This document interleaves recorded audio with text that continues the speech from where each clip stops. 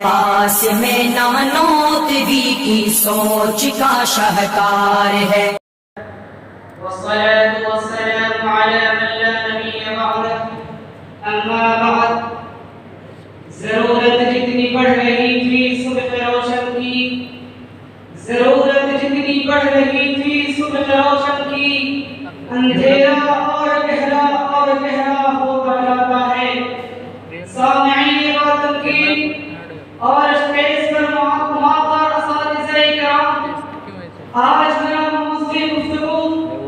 حضرت مولانا نور عالم خلیل امینی نور اللہ مرکزہ کی شخصیت ہے،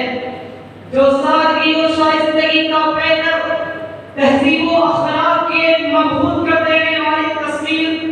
گفتار و لباس سے اپنی جانب متوجہ کرنے والا انسان، ادب و کمال کی نادر مثال، عالمانہ وقار کا مجسمہ، خوش ذوقی اور خوش مزاجی کا نمونہ، زبان اور بیان کی ایک ناقابل تصدیق صلاحیتوں کی ہستی تھی۔ حضرات محترم،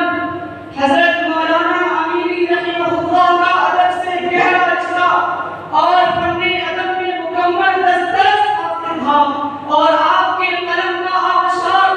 ادب کے مختلف وادیوں میں بہتا ہوا نظر آتا تھا۔ اس لیے تاریخ و یا سیرت و سوانح، لسانیات کے حوالے سے لفظیات و ساختیات اور اردو املا کی نطق و پرت میں درستگی کا مسئلہ ہو یا خط کے ظاہری حسن و جمال کا معاملہ ہو، ہر ڈگر پر مولانا امینی کا شہر قلم دوڑتا ہوا دکھائی دیتا۔ اگر حروف سے لفظ، لفظوں سے جملہ اور جملوں سے مضمون لکھنے کا ہنر جاننا ہو تو مولانا امینی کے حرف شریر کی شریر سے لطف اٹھائیں گے، اور اس سے خط کے حوالے سے ان کے فن کے تجلیوں کا مشاہدہ کرنا ہو تو خط ربا ایک انمول اور بے مثال تحفہ۔ مولانا امینی نے بھوکو کنکلیوان جیسی کتاب لکھ کر جہاں اردو کے سوانح کے ادب میں شناخت قائم کی، وہیں یہ کتاب ایک ہونہار و شاعر شاعر کی جانب سے ایک عظیم استاد حضرت مولانا وحید الزمان کیلانی علیہ رحمت کی شان میں ایک عمدہ خراج دی ہے۔ ایسے ہی صحابہ کرام کی شان اقدس میں صحابہ کرام اسلام کی نظر میں تحریک فرما کر جہاں بہت سے الجھنوں کو ختم کر کے کئی ایک مسئلے کو حل کر دیا، وہی اصحاب رسول صلی اللہ علیہ وسلم سے اپنے جذبہ عشق و محبت کا شاندار نمونہ بھی پیش کیا۔ اسی طرح عالم اسلام کی حالت ذات پر اپنے دل کے پھپھوڑے پھوڑنے کے ساتھ ساتھ مسلمانوں کو مایوسی اور کشتیوں کے گہرے غار سے نکالنے کی ایک عمدہ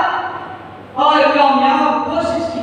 کہ اسلام قصبہ ہو رہا ہے، جس میں مولانا امینی نے اسلام زندہ ہوتا ہے ہر کربلا کی بات کا سبق پڑھا کر ایک طرف اہل اسلام کو ہمت و حوصلہ دلایا تو دوسری طرف دشمنان اسلام کو چیلنج دی۔ اسی طرح فلسطین کی سرخ تاریخ کی سرپرست کے لیے فلسطین کسی صلاح الدین کے انتظار میں رغب کر کے ایک بار پھر نور عالم صاحب رحمہ اللہ نے اپنے نور کو پورے عالم میں پھیلا دیا۔ معزز سامعین کرام، آپ صرف عام ادب کی فہرست میں ایک ادیب ہی نہیں بلکہ ایک مصور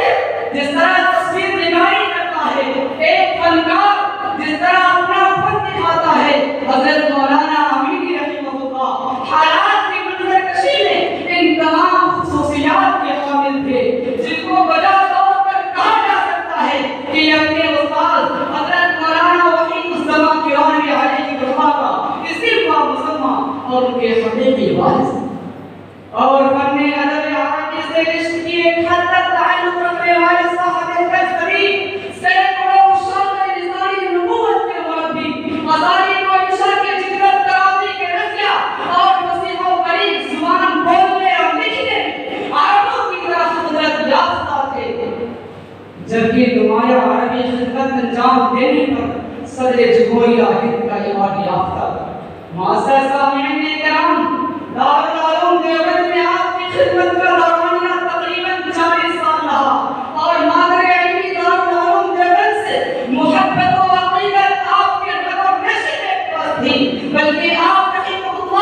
زندگی بھر سے فکر و نشر کے ترجمان رہے. دوران درس اور نجی مجلسوں میں بھی سلف صالحین اور اکابر کارکنان دیوبند کے کارنامے اس مؤثر انداز میں بیان کرتے کہ دلوں پر ان کی حسرت کے نقوش منقسم ہو جاتے.